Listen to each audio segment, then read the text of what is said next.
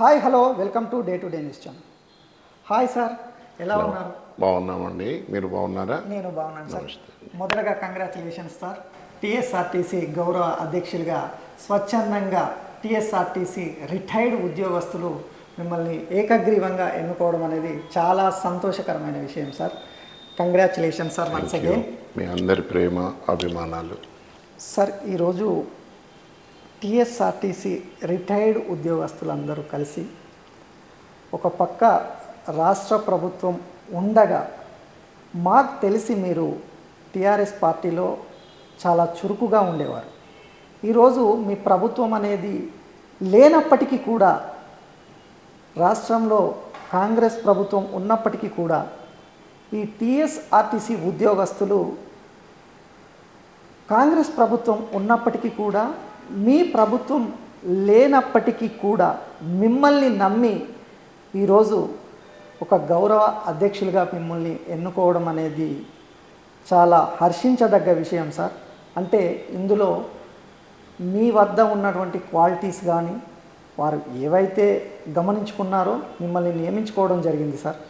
అంటే వాళ్ళ ప్రాబ్లమ్స్ను మీతో షేర్ చేసుకోవడం వల్ల అవి సాల్వ్ అవుతాయి అనే నమ్మకం వారికి కలిగి మిమ్మల్ని ఎన్నుకోవడం జరిగింది సార్. వారి కోసం వారు ఏవైతే సమస్యలు మీ ముందు ఉంచారో వాటి కోసం మీరు ఎలాంటి ప్రయత్నాలు రాబోయే రోజుల్లో చేస్తారు, రాష్ట్ర ప్రభుత్వానికి వాటిని ఏ విధంగా విన్నవించి వారి సమస్యల్ని పరిష్కరిస్తారు అనే విషయాల గురించి మా డే న్యూస్ ప్రేక్షకులకు, సామాన్య ప్రజలకు, at the same time me TSRTC retired ఉద్యోగస్తుల కోసం కొద్దిగా సమాచారాన్ని. వాస్తవంగా ఈరోజు మేమంతా ఉద్యమ కాలం నుండి కూడా అందరితోటి అవినాభావ సంబంధంతో చాలా ప్రేమపూర్వకంగా మెదిలిన వాళ్ళం. జగిత్యాల్లో ఒక టీచర్సే కానివ్వండి, ఆర్టీసీ ఉద్యోగస్తులే కానివ్వండి, ప్రైవేట్ ఎంప్లాయీసే కానివ్వండి, ఎలక్ట్రిసిటీ ఎంప్లాయీసే కానివ్వండి, దాదాపుగా కరీంనగర్కి వస్తే కరీంనగర్ జిల్లాలో కూడా ఆర్టీసీ ఉద్యోగస్తులందరితో కూడా చాలా అవినాభావ సంబంధం ఉంది మాకు.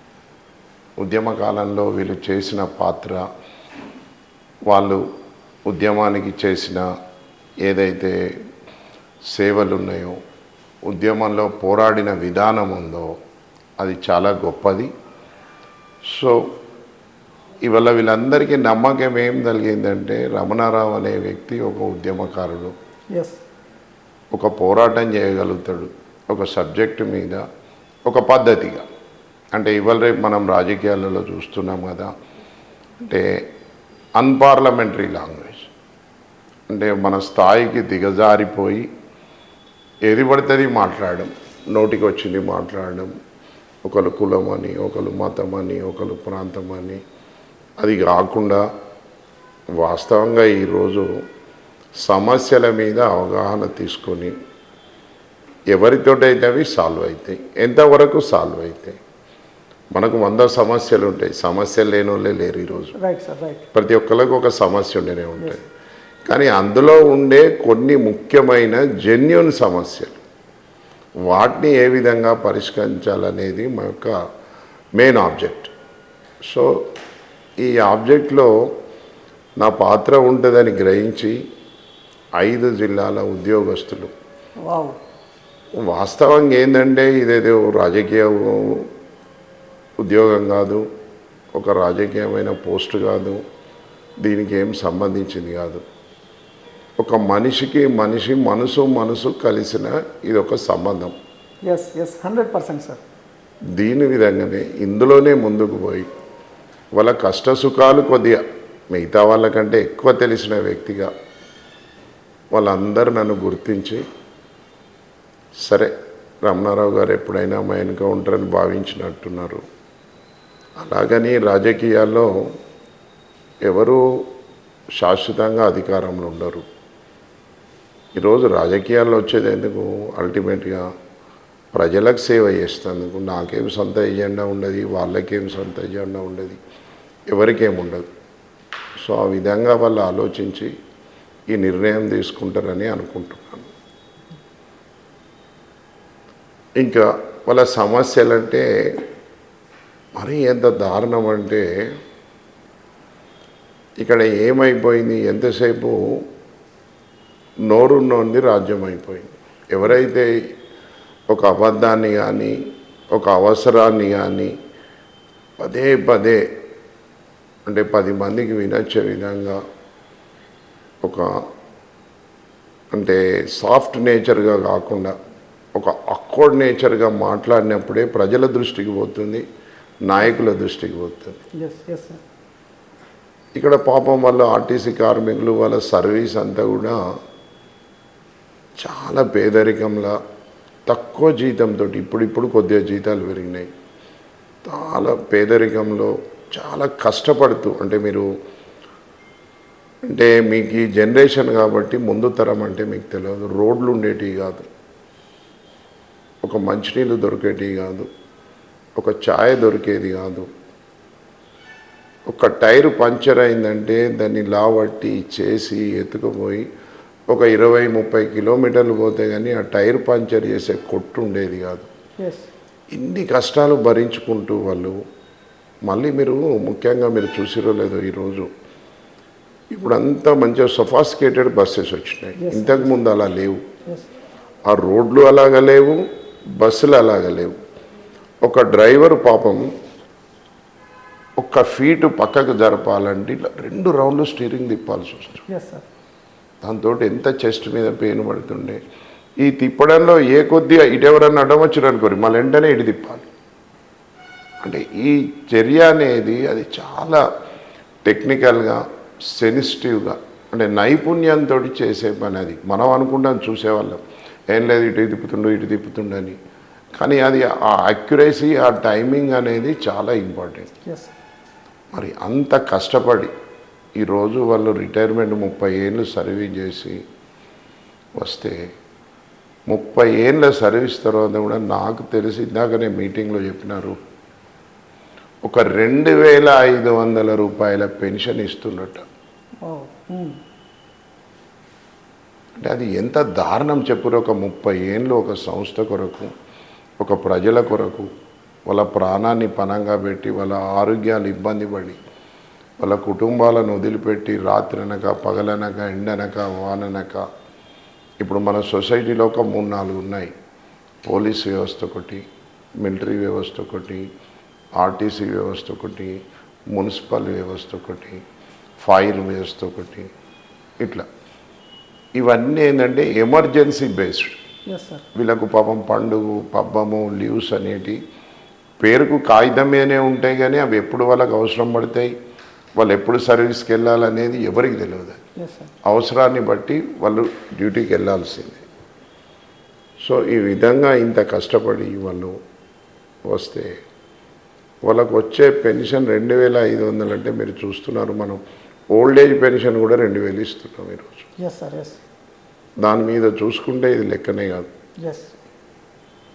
దీన్ని ఒక మానవతా దృక్పథంతో, మానవతా కోణంతో ఇప్పుడున్న గవర్నమెంట్కి కానీ రాబోయే గవర్నమెంట్కి కానీ అధికారుల దృష్టికి కానీ తీసుకెళ్ళి కొద్దిగా ఒక 10,000 పెన్షన్ వచ్చే దిశగా మేమందరం కలిసి ఒక కృషి చేయాలని అనుకుంటున్నాం. రైట్ సార్, మీరు అన్నట్టు ఒక 30 సంవత్సరాలు సర్వీస్ చేసి కేవలం 2500 రూపాయలు పెన్షన్ తీసుకోవడం అనేది చాలా దౌర్భాగ్యమైనటువంటి విషయం. అది ఆ వర్డ్ మేము వాడకూడదు, కానీ ఇప్పుడున్న సిచ్యువేషన్లో ఏంటంటే 30 ఏళ్ళు తన ఆహారాన్ని కానీ నిద్రను కానీ వదిలిపెట్టుకొని ఉన్న సమయాన్నంతా కూడా ఫ్యామిలీకి ఇవ్వకుండా మీరన్నట్టు టెక్నికల్ నైపుణ్యం అంతా కలబోసి జాబ్ చేస్తే ఈరోజు అతనికి వచ్చినటువంటి బెనిఫిట్ కేవలం 2500 అన్నారు. సో ఒక పెన్షన్ మామూలు పెన్షనే 2000 ఇస్తున్నాం. అలాంటిది వీళ్ళు 30 ఇయర్స్ సర్వీస్లో ఉండి 2500 తీసుకోవడం అనేది అది సామాన్యమైనటువంటి విషయం అయితే కాదు సార్. కానీ ఈ విషయాలన్నీ కూడా గత ప్రభుత్వాలకు కావచ్చు, ప్రజెంట్ ఉన్న ప్రభుత్వానికి కావచ్చు ఇది తెలియదంటారా? తెలియకుండానే ఇది జరుపుతుందంటున్నారా? ఎందుకంటే ఇప్పటికే ఇలాంటి సమస్యలను ఎన్నోసార్లు ప్రభుత్వాలకు విన్నవించుకున్న రోజులు కూడా ఉన్నాయి సార్. ఈ రోజు ఏం కొత్తగా కాదు, ఇది ఎన్నో రోజుల క్రితం కూడా ఇది విన్నవించుకోవడం జరిగింది. అంటే ప్రభుత్వం కావాలని చేస్తుందా, లేదంటే ఆర్టీసీ కార్మికులు కాకుండా ఇంకా ఏ కార్మికులైనా చేశారులే వెళ్ళని అయిపోయింది కదా అనేటువంటి చిన్న చూపు అంటారా? రీజన్ ఏమై ఉంటుందంటారు? ఇక్కడ రెండు విషయాలండి. ఒకటి, ప్రజలు మన బాధ్యతను గుర్తిస్తలేరు. రెండవది, ప్రజల కోరికలు ఏవో కరెక్ట్ తెలుపుతలేరు. ఈరోజు ఎలక్షన్లు వచ్చేవరకు ఏమవుతుంది, ఒక సెంటిమెంట్ తోటి ఓటేయడం, లేకపోతే కుల ప్రాతిపదికన ఓటేయడం, లేకపోతే మత ప్రాతిపదికన, ప్రాంతం ప్రాతిపదికన, ఈ విధంగా మనం చేసుకుంటూ పోతే మన కష్టాలు వాళ్ళకి తెలియవు. మనం ఒప్పుకుంటున్నట్టే కదా, ఏం కష్టం లేనట్టు. అంతే కదా సార్. మన కష్టాన్ని చెప్తేనే కదా ఎదుటి వ్యక్తికి తెలిసేది. అదేవిధంగా ఇప్పుడు సామాన్య ప్రజలు, ఈరోజు ఆర్టీసీ ఎక్కే వాళ్ళు ఎవరు? ఒక సామాన్యుడు. ఆ సామాన్య ప్రజలు కూడా ఆర్టీసీ ఉద్యోగస్తులను కూడా వాళ్ళలాగే ఒక సామాన్యుడు అనుకొని ఆలోచించి వాళ్ళ తరఫున కూడా కొద్దిగా ఆలోచించినాడు, ఇవన్నీ రెక్టిఫై అవుతాయి. ఎందుకు చెప్తున్నా నేనంటే, ఇప్పుడు ఇంతకుముందు ఒక 20 సంవత్సరాల కింద ఆర్టీసీ కార్మికులను ఎవ్వరు కూడా డ్రైవరు, కండక్టరు, ఆర్టీసీ అని అనకపోదురు. ఇప్పుడు చూసిరా ఏమనంటే, కొద్దిగా లేట్ అయితే డ్రైవర్ ఎక్కడ ఉన్నాడో, కండక్టర్ ఎటుపోయిండో, డ్యూటీ ఎక్కడ పెట్టిండో, లేట్ వస్తుండో, ఇవన్నీ మాట్లాడుతుండ్రు. కానీ అప్పుడు దాదాపు నాకు తెలిసిన చిన్నతనంలో కూడా చూసినాను కదా, డ్రైవర్ కాక, డ్రైవర్ చాచా, డ్రైవర్ మామ, కండక్టర్ కాక అని ప్రేమతోటి ఆప్యాయంగా పిలిచేవాళ్ళు. ఆ ఆప్యాయత ఇప్పుడు దూరం అయిపోయింది. ప్రజల మధ్యలో కానీ, కార్మికుల మధ్యలో కానీ, ఆర్టీసీ ఉద్యోగస్తుల మధ్యలో కానీ, గవర్నమెంట్ ఎంప్లాయీస్, ఇంతకుముందు మనం గవర్నమెంట్ ఎంప్లాయీస్ కూడా చూద్దాము, వాళ్ళంటే ఎంతో గౌరవం ఉంటుండే. ప్రతి ఒక్కరు ఏదో ఒక రిలేషన్ను క్రియేట్ చేసుకొని, ఆ రిలేషన్ తోటే మనం ఇప్పుడు ఏమంటున్నాం, గుడ్ మార్నింగ్ సార్, బాగున్నారా? అప్పుడు ఈ గుడ్ మార్నింగ్ లేదు. కాకా బాగున్నారా, చాచా బాగున్నారా, మామ బాగున్నారా, ఇట్లాంటి సంబోధన ఉండే. అది మన సంస్కృతి. ఇప్పుడు అదంతా పోయింది. ఈ మోడర్నైజేషన్లో ఏం జరుగుతుందంటే, చెడును తీసుకుంటున్నాం కానీ వాళ్ళలో ఉన్న మంచిని తీసుకుంటలేము మనం. ఇప్పుడు యూరోపియన్ కంట్రీస్లో ఉన్న ఈ చెడును మాత్రం తొందర మనం తీసుకుంటున్నాం, కానీ వాళ్ళ డిసిప్లిన్ ఎంతవరకు తీసుకోగలుగుతున్నాం మనం అనేది మనం ఆలోచిస్తలేం. ఆ డిసిప్లిన్ తీసుకొని అందరం బాగుండాలని ఆలోచించినాడు, ఇవన్నీ రెక్టిఫై అయిపోతాయి. ఒకదాని తర్వాత ఒకటి, ఒకదాని తర్వాత ఒకటి, రాత్రికి రాత్రి ఏది బాగుపడదు.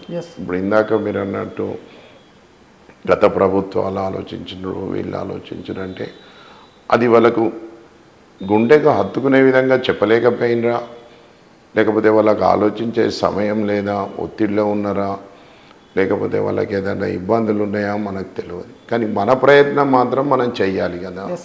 మన అవసరాన్ని మనం ఎదుటోళ్ళకి చెప్పకపోతే మన అవసరం వాళ్ళకి తెలియదు కదా, మన పరిస్థితి వాళ్ళకి తెలియదు కదా. 100%. అందరూ ఒక నాయకునిలాగా ఉండరు, అందరూ కేసీఆర్లాగా ఉండరు.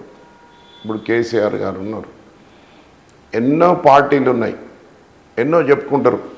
ఇప్పుడు మీరు చూసిరో లేదో, మనం చిన్నప్పటి నుంచి చాలా స్లోగన్లు వచ్చినాయి.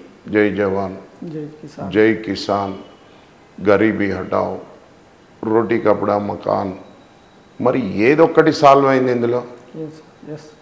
అంటే ఈరోజు మేము కేసీఆర్ గారి కింద వారి నేతృత్వాన పనిచేసిన గర్వపడుతున్నాం. మనకు సమస్య ఏంది? ఆహారం. ఈ టెక్నాలజీ దొరుకుతుంది, దీనికి ₹1 కాకపోతే ₹2 ఎక్కువ పెడతాం, 2 కాకపోతే ₹10 ఎక్కువ పెడతాం, ఇంపోర్ట్ చేసుకుంటాం. కానీ ఈ ఆహారం అనేది మనది చాలా పెద్ద జనాభా, 140 కోట్ల జనాభాకు సరిపడే ఆహారాన్ని మనం ప్రొడ్యూస్ చేసుకోవాలంటే అది ఆషామాషి వ్యవహారం కాదు. ఆ యొక్క సెక్టార్ను ప్రతి ఒక్కరు వచ్చిర్రు, రైతే రాజ్యం అన్నారు, రైతు రాజ్యం అన్నారు, రైతు పార్టీ అన్నారు. వీళ్ళందరూ ఇంతవరకు కూడా మన స్వతంత్రం వచ్చి నుంచి రైతులకు చేసింది ఏముందంటే ఏం లేదు. ఒక నినాదాలు జై జవాన్ జై కిసాన్ అన్నారు. ఏం చేసిర్రు? ఏం చేయలేదు. అదే కేసీఆర్ గారు వచ్చి ఒక రైతు బంధు అనే ఒక ప్రోగ్రాం తీసుకున్నారు. రెండోది, సరే మనం ఇక్కడ రాజకీయాలు అవసరం లేదు, అంతకుముందున్న ప్రభుత్వం కూడా కేసీఆర్ గారికి ఉన్న ప్రభుత్వం కూడా వడ్ల కొనుగోలు స్టార్ట్ చేసింది రైతుల్లోని. కానీ దాన్ని ఒక సిస్టంలోకి తీసుకొచ్చి అప్పుడు ఉన్నదానికంటే రెట్టింపు కంటే ఎక్కువ చేసింది కేసీఆర్ గారు. రైతు బంధు కానీ, ఒక కరెంటు కానీ, నాణ్యమైన కరెంటు కానీ, లేకపోతే రుణమాఫీలే కానీ, ఒక విత్తనాలు టైంకు ఎరువులు సప్లై చేయడం కానీ, ఇది చేసిన ఘనత మాత్రం కేసీఆర్ గారికే ఉంటుంది. సో అట్లాంటి ఆలోచించే నాయకుడు ఈరోజు ఎప్పుడన్నా ఆర్టీసీ ఉద్యోగస్తుల గురించి కూడా ఆలోచిస్తే ఒక్క క్షణం కన్ను మూసుకొని వాళ్ళ జీవితం ఏంది, పాపం వాళ్ళు ఎట్లా బతుకుతుర్రు, వాళ్ళ కష్టం ఏంది, వాళ్ళ ఆరోగ్య పరిస్థితి, ఆటోమేటిక్గా అది సాల్వ్ అయిపోతుంది. అందులో ప్రయత్నమే మాది. అది ప్రతి నాయకుని దగ్గరికి, ప్రతి ఆఫీసర్ దగ్గరికి ఇది తీసుకెళ్ళి చెప్పే ప్రయత్నం చేస్తాం. ఏమంటారు, బీదలు అంటారు. 75 ఏళ్ళు వచ్చింది, ఇంకా బీదరికం ఎందుకుంది? అసలు బీదరికం ఎందుకు ఉంది అనేదాన్ని ఎవరు ఆలోచిస్తలేరు. ఎవరైనా బీదోళ్ళు ఎందుకు బీదోళ్ళు అవుతుర్రు? ఈ వ్యవస్థలో ఉన్న కారణాలు. వాస్తవంగా బీదల గురించి వాళ్ళు కూడా ఆలోచించుకుంటలేరు. గమ్మత్ ఏంటంటే మేము ఎందుకు బీదోళ్ళం అవుతున్నామనే ఆలోచన వాళ్ళకు లేదు. వాళ్ళకు ఉండి ఒక్కసారి మేము ఇలా బాగుపడతాం, మేము ఇలా పని చేస్తాం, మాకు ఇంత కావాలి అని పోరాటం చేస్తలేరు. ఆ పోరాటం చేసినాడు ఇవన్నీ సాధ్యమైంది. పోరాటం అంటే ఏదో పగలగొట్టడమో, తగలబెట్టడమో, కాలగొట్టడమో కాదు. కేసీఆర్ గారు 15 ఏళ్ళు కొట్లాడి మనకు ఒక గాంధేయ మార్గంలో ఈరోజు తెలంగాణ తెచ్చారు.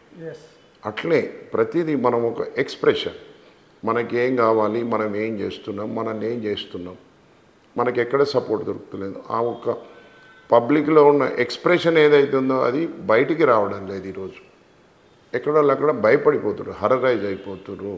పోలీసులు ఎక్కడ అరెస్ట్ చేస్తారో, అధికారులు ఎక్కడన్నా రేషన్ కార్డు తీస్తారో, లేకపోతే ఒక లీడర్ వచ్చి నన్ను ఎక్కడ అరెస్ట్ చేపిస్తాడో, ఇట్లాంటి భయాలకి వెళ్ళి బయటకు వచ్చి వాళ్ళ యొక్క ఏం కావాలని చెప్పినాడు. తప్పనిసరిగా ప్రజల నుంచి కూడా మద్దతు వస్తుంది. ప్రజలు కూడా ఆలోచించాలి. ఈరోజు ఏం జరుగుతుంది మనం చూస్తున్నాం. చదువుకున్న వాళ్ళందరూ కూడా చాలా ఒక ఇబ్బందికరమైన పరిస్థితి ఇప్పుడు ఏంటంటే ఆ సోషల్ మీడియాలో పనికిరాని పనులన్నీ చేస్తారు, పనికిరాని విషయాలన్నీ చూస్తారు. పనికొచ్చే విషయానికి ఒక 10 నిమిషాలు టైం ఇవ్వలేని పరిస్థితి. ప్రస్తుత పరిస్థితులు ఆ విధంగానే ఉన్నాయి సార్. అందులో రోజు ఒక అరగంట మనకు పనికొచ్చే పనికి, మనకి ఏం కోరుకుంటున్నాం, మనకి ఏం కావాలనే దాని మీద స్పెండ్ చేస్తే ఆటోమేటిక్గా నాయకులు మారుతారు, ప్రభుత్వాలు మారుతాయి, మన యొక్క జీవన విధానం మారుతుంది. ఇవన్నీ కావాలంటే ఏం చేయాలి? First self discipline. ఇప్పుడు మీరు మాట్లాడుతురని మీరు ఇట్లా ఉండాలని చెప్పడం కాదు, నేను అట్లా ఉండి మిమ్మల్ని అట్లా ఉండమనాలి. సో డెఫినెట్గా అప్పుడు ఇది సాధ్యమైంది. కానీ ఏదో మైక్ పట్టుకొని మనం ఇది చేస్తాం, అది చేస్తాం, ఇలా ఉండాలి, అలా ఉండాలి అన్న రోజులు ఇది మారేది కాదు. Right sir. రైట్. మరి ఈ ఫ్రీ బస్ గురించి మీరు చెప్పలేదు సార్. లాస్లో ఉంది ఆర్టీసీ అని చెప్పాము. మీరు అంటే ఒక్క ఫ్రీ బస్సే కాదు, అంతకుముందు ఉన్న ప్రభుత్వాలు కూడా పాసులు ఇచ్చిర్రు, వికలాంగుల పాసులు ఇచ్చిర్రు, వృద్ధాప్య పాసులు ఇచ్చిర్రు, ఏవో పాసులు ఇచ్చిర్రు. వాళ్ళు కూడా కొన్ని బస్సులను అటు ఇటు తీసుకున్నారు. మన వేటికి అంటారు, ఏమైనా ప్రోగ్రామ్స్ ఉంటే తీసుకున్నారు, అట్లా తీసుకున్నారు, ఇట్లా తీసుకున్నారు. ఈ ఫ్రీ అనేది ఏంటంటే ఈ బడ్జెట్ను కూడా వాడుకున్నారు కొందరు. ఆర్టీసీలో వచ్చిన లాభాలను వాడుకున్నారు, కానీ ఆ లాభానికి ఇంట్రెస్టో, ఆ లాభం వాడుకున్నప్పుడు దాన్ని ఎక్కడైనా పెట్టుబడి పెడితే లాభం వస్తుంది, దానికి ఒక అసెట్ క్రియేట్ చేద్దామనే ఆలోచనలో లేరు. ఇప్పుడు ఇవాళ చూస్తున్నాం. మీకు ఎందుకు నేను 2-3 విషయాలు చెప్తాను. ఒక కారు కొంటున్నాం. ఒక కారు కొనగానే జిఎస్టీ అనేస్తాడు, ఎక్సైజ్ డ్యూటీ అనేస్తాడు, రిజిస్ట్రేషన్ ఖర్చులు వేస్తాడు, రోడ్డు ట్యాక్స్ అనేస్తాడు, గ్రీన్ ట్యాక్స్ అని వేస్తాడు, అక్కడికి అయిపోయింది. మళ్ళీ ఏం జరుగుతుంది, దానికి డీజిలో పెట్రోలో సిఎన్జో గ్యాస్ ఏదో పోయాలి. అక్కడికి పోయేవరకు దాని మీద కూడా రోడ్ సెస్ వేస్తాడు, గ్రీన్ ట్యాక్స్ వేస్తాడు, అన్నీ వేస్తాడు. ఈ వేసిన ట్యాక్స్లో ఏ పద్దు ఏ అకౌంట్లకు పోతుంది, ఎక్కడ ఖర్చు పెడుతున్నారు, ఈ అకౌంటబిలిటీ లేదు. దీన్ని ప్రజలు అడుగుతలేరు. ఈ అకౌంటబిలిటీకి ప్రజలు అడిగినప్పుడు ఆటోమేటిక్గా అన్నీ రెక్టిఫై అయిపోతాయి. ఒకదాని వెనుకొకటి చదువు బాగుపడుతుంది, ఆరోగ్యం బాగుపడుతుంది, వైద్య బాగుపడుతుంది, విద్య బాగుపడుతుంది, ఎవ్రీథింగ్ మనకు ఇన్ఫ్రాస్ట్రక్చర్ బాగుపడుతుంది. ఫస్ట్ థింగ్ ఏంది, డిసిప్లిన్, అకౌంటబిలిటీ. ఈ రెండిటికి మన యువత దాదాపు ఇప్పుడు మన అదృష్టం ఏంది సార్ అంటే, నరేందర్ గారు, తెలంగాణ ఏర్పడ్డ తర్వాత నాకు తెలిసి మన లిటరసీ రేటు నార్త్ ఇండియాకు పోటీగా, కేరళకు పోటీగా దాదాపు 90%కి వచ్చింది. చాలా తక్కువ లిటరసీ రేట్. ఇప్పుడు నాకు తెలిసి 6-7 ఏళ్ళలో 99% స్కూల్కి పోతారు. 18 నుంచి 30 ఏళ్ళలో 80% ఆల్మోస్ట్ ఎడ్యుకేటెడ్, ఎంతో కొంత డిగ్రీయా, 10th, 7th, ప్రతి ఒక్కరు చదువుకున్న వాళ్ళే ఉన్నారు. ఒక పెద్ద మనుషులు 70 ఏళ్ళ పైన వాళ్ళు ఒక సగం మంది ఉంటారు, ఇంకా 80 ఏళ్ళ పైన వాళ్ళు ఇంకొక ఎక్కువ పర్సెంటే ఉంటారు. అవి చాలా తక్కువ పర్సెంటేజ్.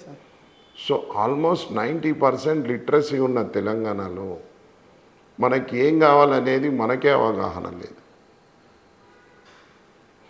మీరు అన్నట్టు ఉచిత బస్సు పెట్టినా ఏది పెట్టినా కానీ దాన్ని రియంబర్స్ చేయాలి గవర్నమెంట్. ఇప్పుడు మీరు ఉన్నారు, ఊరికే వచ్చి పని చేయండి సార్ నేను డబ్బులు ఇయ్యా అంటే ఎట్లా, మీరు మాత్రం బతకాలి కదా. మీ స్టూడియో రన్ కావాలి, మీరు రావాలి, మీరు వచ్చేపోయే ఖర్చులు ఉంటాయి, మీ భార్య పిల్లలు ఉంటారు. ఊరికే చేయమంటే చేయలేదు, మీరు ఎందరికో చేస్తారు, నాకొకటి ఉట్టిగానే చేయండి అంటే మీ వచ్చిన ఖర్చులే కానివ్వండి, మీరు తినే భోజనమే కానివ్వండి, ఇంత మట్టుకైతే మేము ఇవ్వాలి కదా. ఇప్పుడు అది కూడా ఇవ్వకుండా ఇట్లాంటి పనులు ఉన్నప్పుడు ఎవరికైనా ఇబ్బందే ఉంటుంది. ఒక ఆర్టీసీ ఉచితమనే కాదు, ఏ ఉచితమైనా ఇబ్బంది ఉంటుంది. Right sir. ఇంకొకటి, ఫార్మర్స్ను చిన్న చూపు చూస్తున్నారు అనే విషయం అనేది ఈ మధ్య కాలంలో కూడా ఎక్కువగా వినిపిస్తుంది సార్. దానివల్ల సమాజంలో చాలా ఇబ్బందులు ఎదుర్కొన్నటువంటి పరిస్థితులు కూడా ఏర్పడుతున్నాయి. దానికి లింక్డ్గా మనకిప్పుడు కల్తీ ఆహారం మొత్తం బేస్ అయ్యేదంతా కూడా ఒక రాష్ట్రం బాగుపడాలన్నా, జిల్లా బాగుపడాలన్నా, గ్రామం బాగుండాలన్నా, లేదంటే దేశం బాగుండాలన్నా, ఈవెన్ ప్రపంచం బాగుండాలన్నా, మెయిన్గా మనిషి ఆరోగ్యంగా ఉండాలి అని అంటే ఆహారం ముఖ్యం. అలాంటి ఆహారాన్ని పండించేటువంటి వ్యక్తి ఎవరయ్యా అంటే రైతు. అలాంటి రైతుకు ఈరోజు సమాజంలో వాల్యూ లేదు అనే వర్డ్ మనం వింటున్నాం. దానివల్లనే ఈ దుష్పరిణామాలు ఏంటి, కల్తీ ఆహారం ఇలాంటివి వచ్చి ప్రజలు హాస్పిటలైజ్ అవ్వడం అనేది జరుగుతుంది సార్. దీనిపై మీరేమంటారు? మీరు అన్నది చాలా మంచి క్వశ్చన్ అండి మీరు చెప్పింది. ఇప్పుడు ఎట్లంటే రైతు అనే వ్యక్తి పాపం 365 రోజుల్లో దాదాపు 320 రోజులు ఎప్పుడు ఎండ కొడుతుందో తెలియదు, ఎప్పుడు వాన కొడుతుందో తెలియదు, ఎప్పుడు చలి పెడుతుందో తెలియదు, ఎప్పుడు ఎలాంటి ఇబ్బంది అంటే ఏ పంట వేసిన పంటకు వాళ్ళు కల్తీ విత్తనాలు ఇస్తారా తెలియదు, మంచి విత్తనాలు ఇస్తారా తెలియదు, దానికి అవసరం ఉన్న పెస్టిసైడ్ టైంకు దొరుకుతా లేదా తెలియదు, ఫర్టిలైజర్ టైంకి వస్తుందా తెలియదు. ఇవన్నీ చేస్తే పంట చేతికి వచ్చే టైంకి ఇప్పుడు మనం చూస్తున్నారు వర్షాలు, ఏ వర్షం పడితే తెలియదు, వడగాల్పులు వస్తాయి తెలియదు. ఇవన్నిటిని అధిగమించి వాళ్ళు పండిస్తే అమ్ముకుందామంటే కొనేటోడు ఉండడు, దానికి ప్రాపర్ రేట్ ఉండదు. చూడండి ఎంత దౌర్భాగ్యం. ఇప్పుడు అదే మీరు ఒక సిమెంట్ ఫ్యాక్టరీ ఉంది, ఒక సెల్ ఫోన్ ఉంది, ఒక బట్టల మిల్లు ఉంది, వాళ్ళకు అన్ని రైట్స్ ఉన్నాయి. గవర్నమెంట్ వాళ్ళకు భూమి ఇస్తుంది, ఎక్కడికి వెళ్ళో రమ్మంటారు, పెట్టుబడి పెట్టమంటారు, ట్యాక్స్ హాలిడే అంటుర్రు, వాళ్ళకు ఫ్రీగా కరెంట్ ఇస్తుర్రు కొద్ది రోజులు, కొన్ని రోజులు ఇన్ఫ్రాస్ట్రక్చర్ ఇస్తుర్రు, నామినల్ రేట్ తోటి భూములు ఇస్తుర్రు. మరి వాళ్ళు నియంత్రణ ఏముంది? వాళ్ళు 100 పెడితే 100 కొనాలి, 200 పెడితే 200 కొనాలి, 300 పెడితే 300 కొనాలి. మీరు ఈ మధ్యకాలంలో చూస్తున్నారు చూడండి, సిమెంట్ అప్పుడే 400 అవుతుంది, అప్పుడే 300 అవుతుంది. అవును సార్. Yes sir. మరి యాక్చువల్గా వాళ్ళకి తయారీకి ఎంత అవుతుంది, వాళ్ళ లాభం ఎంత, దీని మీద ఎవరి కంట్రోల్ ఉండాలి? మరి ఇవన్నీ ఇచ్చిన గవర్నమెంటే వాళ్ళని గాలికి వదిలేసారు. అదేవిధంగా ఈరోజు ఒక రైతు పాపం, ఇక్కడ ఒక దురదృష్టకరమైన విషయం ఏంటంటే రైతులు ఎప్పటికి కూడా ఒక మూకుమ్మడి కారు. వాళ్ళు కలిసి ఉండరు, పోరాడరు. మనం మొన్న చూసినాం నార్త్ ఇండియాలో చాలా పెద్ద హెస్టేషన్ వచ్చింది. అట్లా రైతులందరూ కూడా, అంటే నేను ఏదో రేషనలిస్ట్నో ఎవరినో ఇబ్బంది పెట్టాలనో లేకపోతే ఎవరినో ప్రొవోకేట్ చేయాలనో కాదు. మీకు చిన్న ఎగ్జాంపుల్ చెప్తాను నేను. రైతులు అనేవాళ్ళు కష్టానికి సుఖానికి ఓర్చుకుంటారు. వాళ్ళు ఎంత టఫ్ సిచ్యువేషన్ అయినా కానీ ఫేస్ చేస్తారు.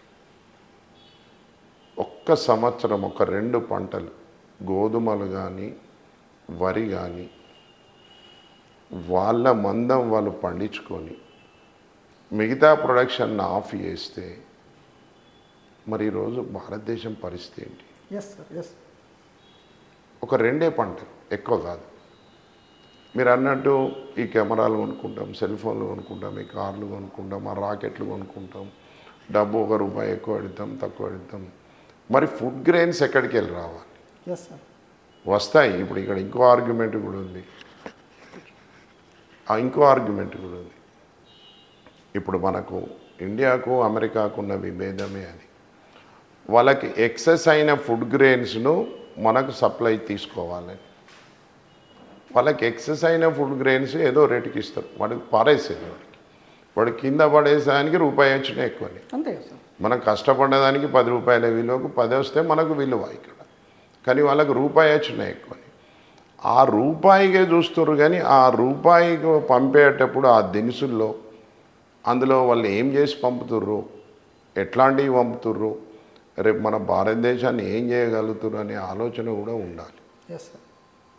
అదే మన రైతులు మనం ఇచ్చిన విత్తనాలే పండిస్తారు, మనం ఇచ్చిన పెస్టే కొడతారు, మనం ఇచ్చిన యూరియానే వేస్తారు, మనకిచ్చిన సీడే డెవలప్ చేస్తారు. సో మనకి ఇలా శరీరపరంగా ఇందాక మీరు అన్నారు కదా, అడల్ట్రేషన్ పరంగా ఏమి ఇబ్బంది ఉండదు. వాస్తవంగా ఈరోజు ఏం గొడవపడ్డదంటే అందరూ మేధావులమే.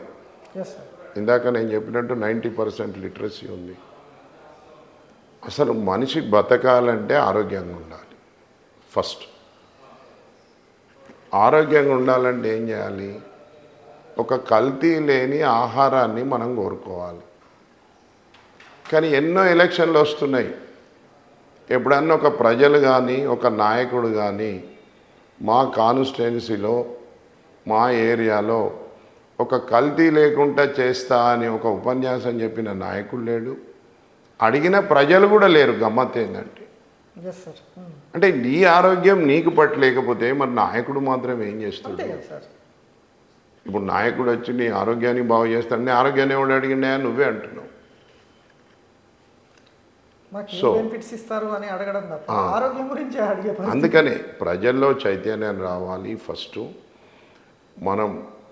ఫస్ట్ థింగ్ అడల్ట్రేషన్ మీద కొట్లాడాలి. అడల్ట్రేషన్ అంటే ఒక్కటి కాదండి, ఎక్కడికి పోయినా మిర్చి పౌడర్లో అడల్ట్రేషనే, ఉప్పులో అడల్ట్రేషనే, బియ్యంలో, ప్లాస్టిక్ రైస్ బియ్యంలో అడల్ట్రేషనే. ఇప్పుడు మనం కొనే కూరగాయలు కూడా అవి చెడిపోకుండా తాజా కనబడేందుకు పెస్ట్ కొడుతూ. మరి ఇవన్నీ ఎవరు కంట్రోల్ చేయాలి? గవర్నమెంట్ నైతిక బాధ్యత ఇది. ఎక్కడైనా జరుగుతుందా? జరుగుతలేదు. పోనీ ప్రజలు అడుగుతుర్రా? అడుగుతలేరు. మరి ఎట్లా? అందుకని ఇప్పటికైనా ఎవరైతే ఈ యూత్ ఉన్నారో, ఇప్పుడు మాది అయిపోయింది, ఇంకో 5 ఏళ్ళు 10 ఏళ్ళు 15 ఏళ్ళు ఎక్కువ ఇప్పుడు ఉండే యూత్ ఎప్పుడైతే వాళ్ళ ఆరోగ్యం గురించి ఆలోచించుకొని రేపు వాళ్ళ పిల్లల భవిష్యత్తు గురించి ఆలోచించుకో. ఎవరైనా ఒక పేరెంట్స్ ఏం ఆలోచిస్తారు, వాళ్ళ గురించి ఎవ్వరు ఆలోచించుకోరు. నాకు తెలిసి వాళ్ళ పిల్లల గురించి ఆలోచించటంలే ఉంటారు 99%. కానీ వాళ్ళ కొరకు స్వార్థంగా ఇంత స్వార్థపడి ఇన్ని చేసి చేయకూడని పనులు చేసి ఇవన్నీ చేసి ఎవరికి ఇస్తారు? పిల్లలకే ఇస్తారు. కానీ వాళ్ళ ఆరోగ్యాన్నే మనం పట్టించుకుంటలేము. వాళ్ళ ఆరోగ్యాన్ని ఏదైతే ఇవ్వాల్సింది ఇవ్వకపోక అక్కర్లేని అన్నిటి గురించి ఆలోచిస్తున్నాం.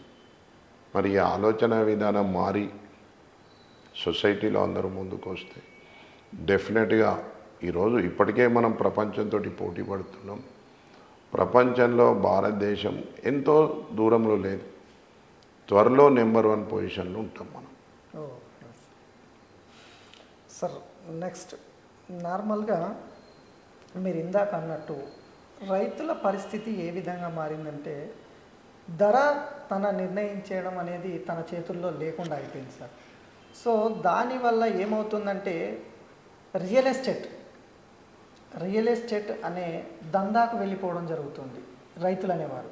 ఎందుకనంటే సంవత్సరం పొడవునా కష్టపడి చేయడం వల్ల ఇక్కడ 2 మైనస్లు కనబడుతున్నాయి సార్. ఒకటి ఏంటి అని అంటే సంవత్సరం అంతా కష్టపడితే వర్ష ప్రభావం, వర్షం ఎక్కువగా రావడం వల్ల పంట నష్టం జరుగుతుంది, వర్షం రాకపోవడం వల్ల పంట నష్టం అనేది జరుగుతుంది మేజర్గా. First point. సెకండ్ ఏంటి అని అంటే సో వరుణదేవుడు కరుణించినప్పటికీ కూడా సమాజంలో దానికి ధర అనేది పలకడం లేదు. దళారులు, మధ్యవర్తులు వీళ్ళ ఏవైతే పండించేటువంటి పంటలు ఉన్నాయో వాటిని తక్కువ ధరకు తీసుకొని ఎక్కువకు ఈ దళారులు, మధ్యవర్తులు అమ్మడం జరుగుతుంది. దానివల్ల కూడా వీళ్ళు పంటను పండించాలన్న ఆలోచనను మానేసుకొని నా ల్యాండ్ను కూడా రియల్ ఎస్టేట్కి ఇస్తే బాగుంటుంది అనే ఆలోచనకు రావడం వల్ల కూడా చాలా వరకు రాబోయే తరాలకు నష్టం వాటిల్లేటువంటి పరిస్థితులు కూడా కనిపిస్తున్నాయి సార్. సో దానిపై మీరేమంటారు? నేను అదే అంటే ఇందాక మీకు ఇంట్రడక్షన్ ఇవ్వలేకపోయినాను. వాస్తవంగా ఏమైందంటే రాబోయే రోజుల్లో ఎవరైనా కానీ ఒక డాక్టర్ కావాలి, ఒక ఇంజనీర్ కావాలి, ఒక కెమెరామెన్ కావాలి, ఒక యాక్టర్ కావాలి, ఒక డైరెక్టర్ కావాలి, ఒక డాన్సర్ కావాలి, ఒక ప్లేయర్ని కావాలి, ఒక అథ్లెట్ని కావాలి. ఇవన్నీ కాకపోతే చదువు రాకపోతే ఆటో డ్రైవర్ని కావాలి, లేకపోతే కార్ డ్రైవర్ని కావాలి, లేకపోతే వెహికల్ డ్రైవర్ని కావాలి, లేకపోతే ఆపరేటర్ని కావాలని ఆలోచిస్తున్నారు. కానీ ఇన్ని ఇబ్బందులున్న అగ్రికల్చర్ పరిశ్రమలకు వచ్చేందుకు ఎవరు కూడా ముందుకు రావడం లేదు. మనకు యూరోపియన్ కంట్రీస్ తేడా ఏంటంటే అక్కడ ల్యాండ్ ఎక్కువ ఉంటుంది, పాపులేషన్ తక్కువ ఉంటుంది. మీరు ఎటుపోయినా ఒక 500-5,000 ఎకరాలు ఫార్మింగ్ ఉంటుంది. సో అందులో మిషనరీని పెట్టగలుగుతాం. కానీ మన ఇండియాలో ఉన్న పరిస్థితుల్లో మనం అంత పెద్ద మిషనరీస్ ఎంప్లాయ్ చేయలేము. చిన్న మిషనరీస్ తోటి చేద్దామంటే చిన్న కమతాలు, మనకు చిన్న ఊర్లు 2 కిలోమీటర్ల పోతే ఊరు వస్తుంది. ఊరును షిఫ్ట్ చేసి అగ్రికల్చర్ చేయలేము. 5 కిలోమీటర్లు పోతే ఊరు వస్తుంది. 5 కిలోమీటర్లలో మనమేం అగ్రికల్చర్ ఆ మిషన్ ఎంప్లాయ్ చేయలేము. సో ఇప్పుడున్న యువతకు ఈ అగ్రికల్చర్ మీద ఆసక్తి పోతే రేపు మనకు ఆహార కొరత ఖచ్చితంగా వస్తుంది. సో ముందు చూపుతోటి ఇప్పుడే ప్రభుత్వాలు గుర్తించి ఒక రైతుకు భరోసా, భద్రత 2 కల్పించాలి. ఇప్పుడు మీకు చిన్న ఎగ్జాంపుల్ చెప్తాను నేను. ప్రతి సంవత్సరం బోనస్ ఇస్తారు. ఇచ్చేటప్పుడు అంటే ఇదంతా ఎట్లుంటుంది సార్ అంటే ఇందాకనే నేను మీకు ఒక మాట చెప్పిన, ఎక్కడ మన ఆర్టీసీ ఈడీ గారి దగ్గర ఒక మనిషి ఆశాజీవి. ఇప్పుడు మీరు ఒక 50 రూపాయలు బోనస్ ఇస్తారు. 50 రూపాయలు బోనస్ ఇచ్చేటప్పుడు ఒక 10% కలిపి దాన్ని వాళ్ళకి ఇన్సూరెన్సో సేవింగో యాడ్ చేయండి వాళ్ళ పేరు మీద. రేపు మంచి అవుతుంది, చెడు అవుతుంది, వాళ్ళ ఫ్యామిలీకో చదువుకో దేనికన్నా అక్కడికి వస్తుంది. ఆ కనీస బాధ్యత ఎవరిది? ప్రభుత్వాన్ని. ఎందుకు ప్రభుత్వాన్ని అంటున్నా అంటే ఈరోజు వాళ్ళకంతా తెలియదు. నేను మీకు చిన్న ఎగ్జాంపుల్ చెప్తాను. ఒక బిజినెస్ మెన్ ఉంటాడు. మన గుజరాత్ నుండి చాలామంది, మహారాష్ట్ర నుండి మార్వాడీస్ వస్తారు. చాలామంది వాళ్ళకు డబ్బు ఉంటుంది, ఎంతో డబ్బు ఉంటుంది. వాళ్ళు ఇల్లు కట్టరు, కిరాయికు ఉంటారు. 1,00,000 రూపాయలు కానీ 2 లక్షలు కానీ కిరాయికు ఉంటారు. పెద్ద పెద్ద ఇళ్ళల్లో ఉంటారు, పెద్ద పెద్ద కార్లు కొనుక్కుంటారు, మంచిగా ఎంజాయ్ చేస్తారు. కానీ వాళ్ళు ఇల్లు కట్టరు. ఎందుకు కట్టరు? ఒక 5 కోట్లు 10 కోట్లు వాళ్ళు ఉండాలంటే ఒక 10 కోట్లు పెట్టాలి. 10 కోట్లను వాళ్ళు ఏం చేస్తారు? బయట రూపాయి ఇంట్రెస్ట్కి ఇచ్చినా నెలకు 10 లక్షలు వస్తాయి. 2 లక్షలు కిరాయి ఇచ్చినా 8 లక్షలు మిగులుతాయి వాళ్ళు. ఇల్లుకు కలర్ వేయాలి 2-3 ఏళ్ళకు ఒకసారి, రిపేర్ చేయాలి. ఇది పాత పడితే మళ్ళీ దీన్ని రిపేర్ చేసుకోవాలి. ఇది నచ్చలేదు, ఇంకోళ్ళు కొత్త ఇల్లు కట్టిరు, అక్కడికి పోతారు, ఇంకా 50,000 పెట్టి అక్కడికి పోతారు వాళ్ళు. అదే రైతు, అది వాళ్ళ ఆలోచన. అదే రైతున్నాడు. ఇప్పుడు మన తెలంగాణలో తెలంగాణ ప్రభుత్వం వచ్చిన తర్వాత ఎక్కడికి పోయినా, ఏ మారుమూల గ్రామం పోయినా ఒక 50 లక్షలు యావరేజ్గా ఎకరానికి ధర ఉంది. ఒక్క ఫ్యామిలీ ఒక 2 ఎకరాల కమతం చేస్తాడు అనుకోండి. 2 ఎకరాలంటే ఎంత వస్తాయి? 1 కోటి రూపాయలు వస్తాయి. ఆ 1 కోటి రూపాయల భూమి మీద 320 రోజులు పనిచేస్తాడు. జీతం లేని భత్యం లేదు. అలా భార్య చేస్తుంది. అంటే ఎందరు? భార్య భర్త ఇద్దరు మనుషులు 300 రోజులు వేసుకొని 65 రోజులు తీసేయండి.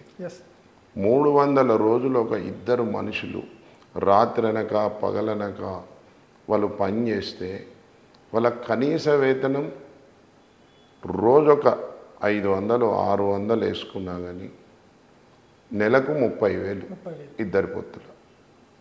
అంటే 10 నెలలు వేసుకున్న 3 లక్షల రూపాయలు. 1 కోటి రూపాయల భూమి పెట్టుబడి, 30,000 పని చేస్తుర్రు వాళ్ళు.